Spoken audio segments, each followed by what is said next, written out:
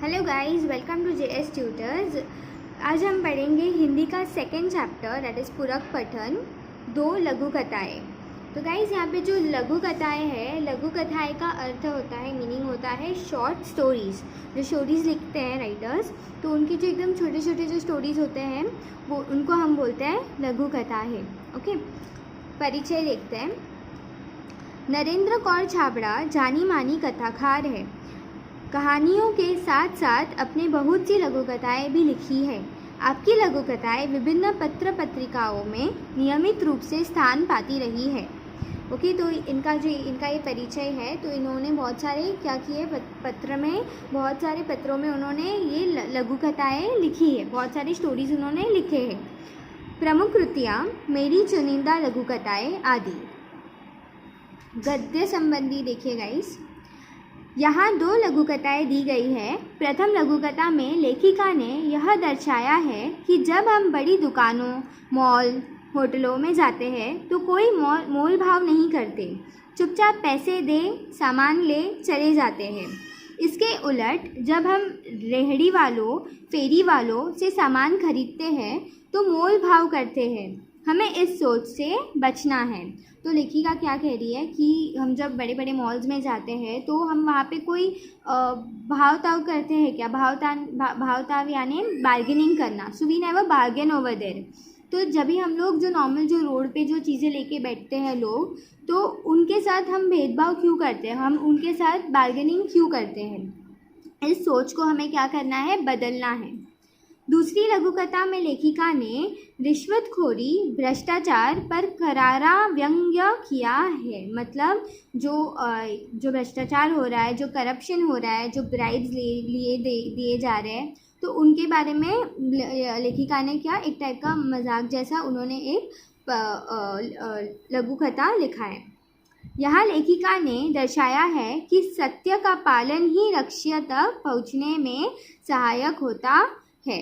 तो यहाँ पे वो क्या कह रही है लेखिका, जो हमारा सत्य है यानी कि जो ट्रुथ है, ठीक है, तो वही जो ट्रुथ हम बोलते हैं हमेशा, जो हम सच्चाई से जो हम चीज़ को पाते हैं वही चीज़ हमें आगे जाके काम आती है। जो चीज़ हम झूठ बोल के व्यस्त हो जाते हैं वो काम में, जो झूठ बोल के वो काम में हमें कभी सफलता प्राप्त नहीं होती है। Let's get started. फर्स्ट वाला है यहाँ पे कंगाल और सेकेंड है सही उत्तर। तो गाइस ये दोनों भी अलग है, तो पहले हम ये वाला पढ़ेंगे, कंगाल।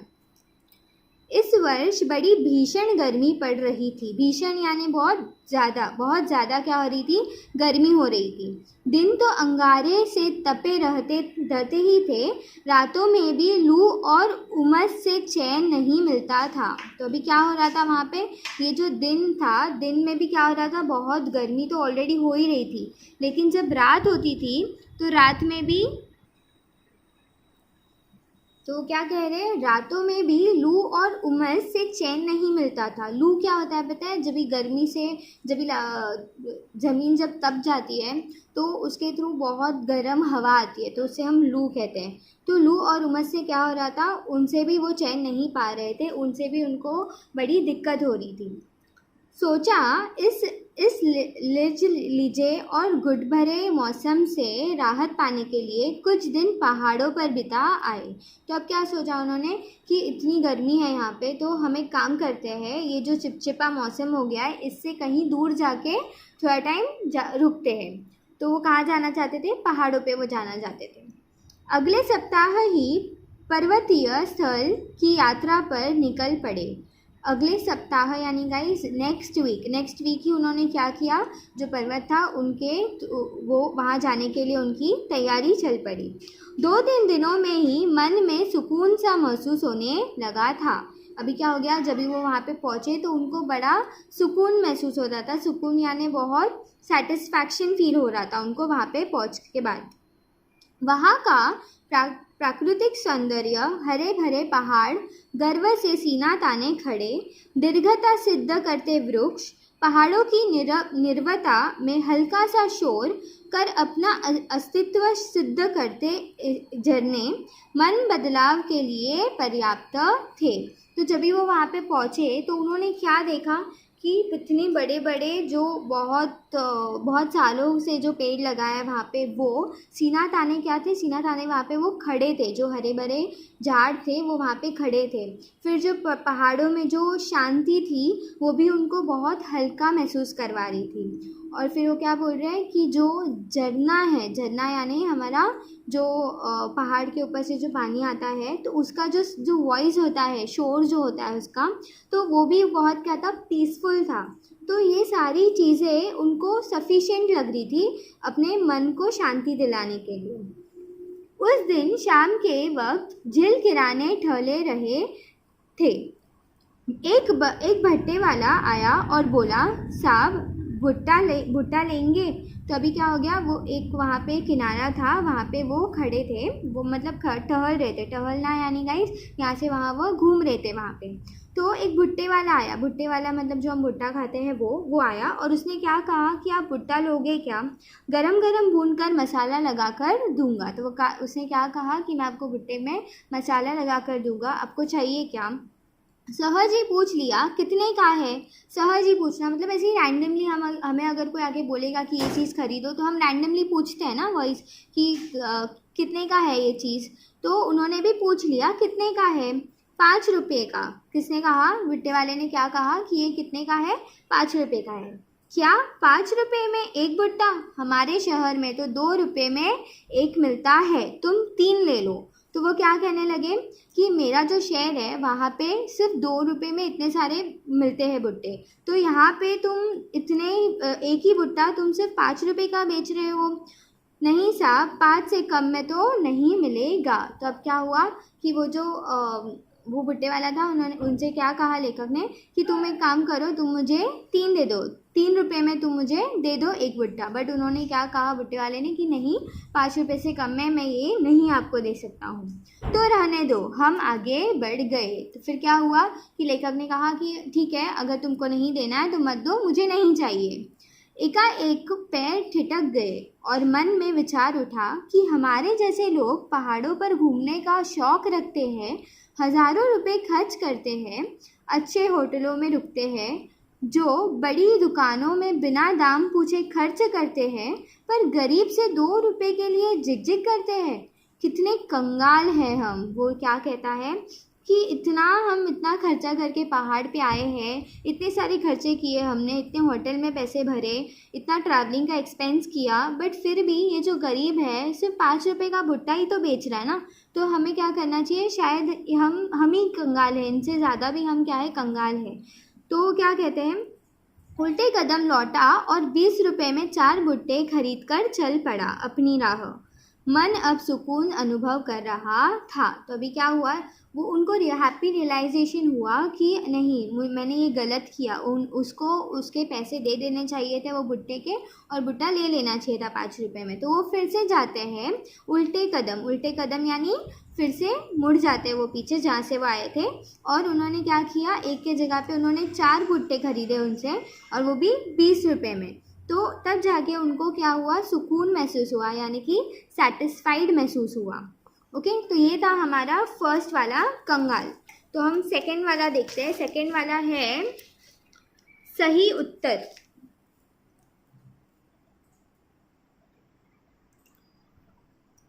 अब तक वह कितने ही स्थानों पर नौकरी के लिए आवेदन कर चुका था। अभी ये रैंडम स्टोरी है गाइस, ठीक है। तो एक रैंडम पर्सनालिटी है, तो उसने क्या किया था कि उसने बहुत सारे जगह पे क्या किया था, बायोडेटा जो है अपना वो दे चुका था। किस चीज़ के लिए, जॉब के लिए। जब हम इंटरव्यू देने जाते हैं तो we give your resumes, right. मतलब इंटरव्यू देने जाते हैं तो बायोडेटा हम देते हैं उनको। तो वो साक्षात्कार दे चुका था, साक्षात्कार दैट इज इंटरव्यू दे चुका था वो बहुत सारे जगह पे। उसके प्रमाण पत्रों की फाइल भी उसे सफलता दिलाने में नाकामयाब रही थी। तो उसके जो प्रमाण पत्रों थे गाइस, प्रमाण पत्रों का मतलब होता है सर्टिफिकेट्स। जो भी उसके सर्टिफिकेट्स थे, उसने जो भी अपनी लाइफ में सक्सेस प्राप्त किया था, वो सारा भी क्या था, बहुत कम था उसको नौकरी दिलवाने के लिए। हर जगह भ्रष्टाचार, रिश्वत का बोलबाला होने के कारण योग्यता के बावजूद उसका चयन नहीं हो पा रहा था। मतलब उसका जो चयन यानी गाइस सिलेक्शन। तो जो भ्रष्टाचार और रिश्वत का बोलबाला था, यानी जो करप्शन हो रहे थे, भ्रष्टाचार, रिश्वत, जो ब्राइब्स लिए दिए जा रहे थे, तो उसकी वजह से उसको क्या हो रहा था, उसका सिलेक्शन नहीं हो पा रहा था, क्योंकि उसके पास इतने पैसे नहीं थे कि वो अपना क्या कर सके, रिश्वत दे के वो अपनी नौकरी लगवा सके। हर ओर से अब वह निराश हो चुका था, निराश यानी बहुत अपसेट हो चुका था। भ्रष्ट सामाजिक व्यवस्था को कोसने के अलावा उसके वश में और कुछ तो था नहीं। तो मतलब वो क्या कह रहा है कि वो जो ये जो भ्रष्टाचार, जो ब्राइब्स लिए दिए जा रहे थे, तो इनकी वजह से वो सिर्फ उन चीज़ों को सिर्फ कोस सकता था कि ये गलत है, ये गलत है, बट वो उसके बारे में कुछ एक्शन नहीं उठा सकता था। आज फिर उसे साक्षात्कार के लिए जाना है। अभी फिर से साक्षात्कार यानी मैंने बताया आप लोगों को इंटरव्यू, तो फिर से क्या था, आज उसका इंटरव्यू था।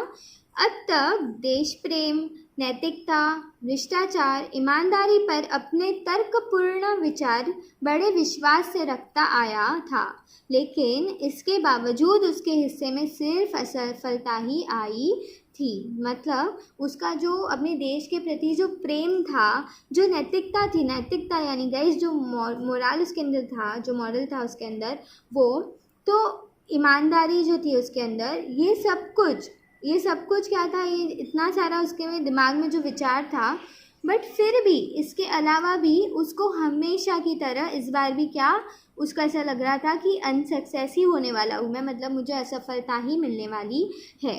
साक्षात्कार के लिए उपस्थित प्रतिनिधि मंडल में से एक अधिकारी ने पूछा, एक जो प्रतिनिधि यानी जो एक कैंडिडेट थे वहाँ पे, जहाँ पे वो इंटरव्यू देने गया था, तो वहाँ पे एक जन ने उससे ऐसे ही रैंडमली पूछा, भ्रष्टाचार के बारे में आपकी क्या राय है। भ्रष्टाचार यानी मैंने बताया करप्शन, तो करप्शन के बारे में आप क्या जानते हो। तो उसने कहा, भ्रष्टाचार एक ऐसा कीड़ा है जो देश को घुन की तरह खा रहा है। मतलब घुन की तरह यानी गाइस जो लकड़ी के ऊपर जो धूल होता है ना, तो वो कैसा निकल जाता है, और लकड़ी के अंदर होता कुछ भी नहीं है, तो वो ऐसा था। इसने सारी सामाजिक व्यवस्था को चिंताजनक स्थिति में पहुंचा दिया है। चिंताजनक का मतलब होता है यहाँ पे डिफ़िकल्ट सिचुएशन, स्थिति यानी situation, so very difficult situation में ये भ्रष्टाचार ने सारी चीज़ों को पहुंचा दिया है। सच कहा जाए तो यह देश के लिए कलंक है। कलंक मतलब एक बहुत ख़राब चीज़ है देश के लिए। अधिकारियों के चेहरे पर हल्की सी मुस्कान और उत्सुकता छा गई। उत्सुकता यानी एक्साइटमेंट। तो वो जो वहाँ पे बैठे थे, जो अधिकारी या जो ऑफिसर्स वहाँ पे बैठे थे, तो उन्होंने इसका जो थिंकिंग था वो सुन के वो लोग बहुत एक्साइटेड हो गए आगे सुनने के लिए। उसके तर्क में उन्हें रुचि महसूस होने लगी। रुचि मतलब इंटरेस्ट, उनको बहुत ऐसा इंटरेस्ट आने लगा उसकी बातों पर। दूसरे अधिकारी ने प्रश्न किया, रिश्वत का आप क्या मानते हैं।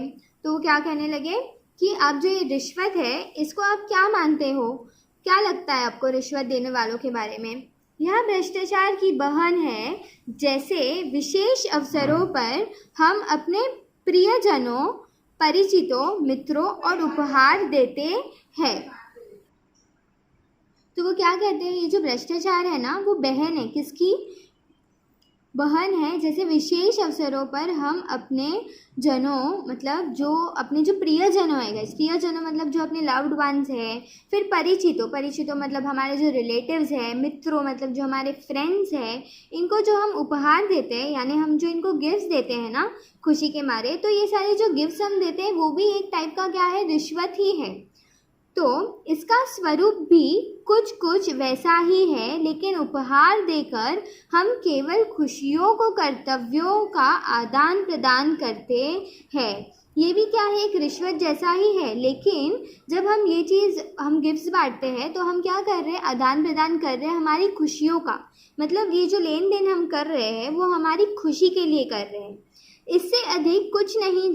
जबकि रिश्वत देने से रुके हुए कार्य, डूबी हुई फाइलें, टलती हुए पदोन्नति, रोकी गई नौकरी आदि में इसके कारण सफलता हासिल की जा सकती है। तो अभी क्या होता है, ये बहुत अलग है, किन चीज़ों से अलग है।